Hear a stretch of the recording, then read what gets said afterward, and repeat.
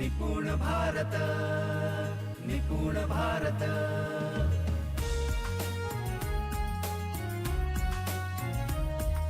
निपुण भारत, निपुण भारत।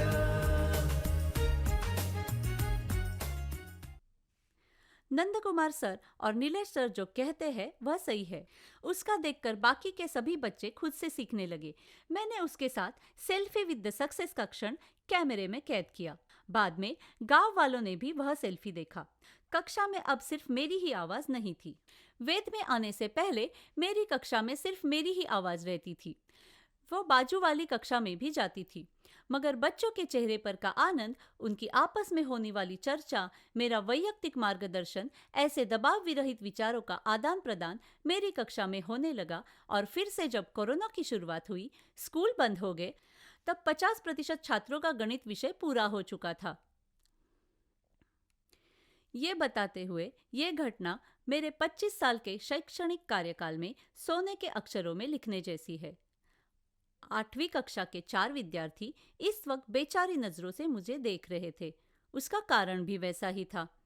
पिछले 3 साल उन्हें सीखने को अच्छा नहीं लग रहा था, या अध्यापक ने, मतलब मैंने, उनके तरफ अनदेखा किया। ऐसा कहा, वे 4 बच्चे शिक्षण के अलावा अलग क्षेत्र में आगे थे, इसलिए उनको वे जिस कक्षा में थे उसी कक्षा की किताब पढ़ने के बाद कुछ भी समझ में नहीं आ रहा था। फिर मैं उनके पास गया और उन्हें परिस्थिति समझाकर बताई।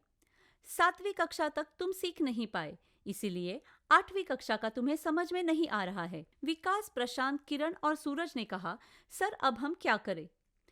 मैंने उन्हें 5वीं कक्षा का गणित उपलब्ध कर दिया और कहा कि इस किताब को पढ़ो और देखो कुछ आता है क्या।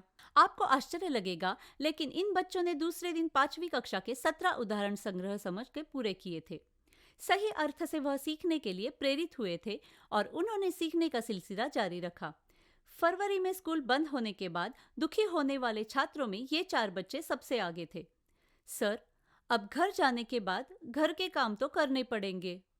लेकिन मैंने उन्हें भरोसा दिलाया कि अब तुम्हें पता चला है कि सीखना कैसे है, इसीलिए अब तुम्हें सीखने से कोई भी नहीं रोक सकता। जब जब ये घटना मुझे याद आती है, तब तब इस घटना का अनुभव मैं कर सकता हूँ। और मेरे पिछले 25 साल जो जाया हो गए हैं, ऐसा मुझे लगता है। इस साल भी बच्चे इसी तरह सीखते चले गए और दिवाली के पहले बहुत से छात्रों ने गणित ये विषय 2 बार सीखा, क्योंकि मैंने उन्हें चुनौती दी थी कि जो कोई भी दिवाली से पहले गणित विषय सीखकर पूरा करेगा, उसे मैं दिवाली के बाद स्पोकन इंग्लिश के लिए मदद करूंगा। हाँ, कुछ चीजें जरूर अनुभव करने को मिली, जैसे पिछले साल जिन बच्चों ने 20 दिन में 5वीं कक्षा का पाठ्यक्रम पूरा किया था, वे परमेश्वर जिसका उल्लेख मैंने किया था, उसने सीखने की गति गर्व के कारण से कहिए या किसी अन्य कारण से कम हो गई थी। मुझे उसे फिर से प्रेरित करने के लिए अन्य प्रयत्न करने पड़े।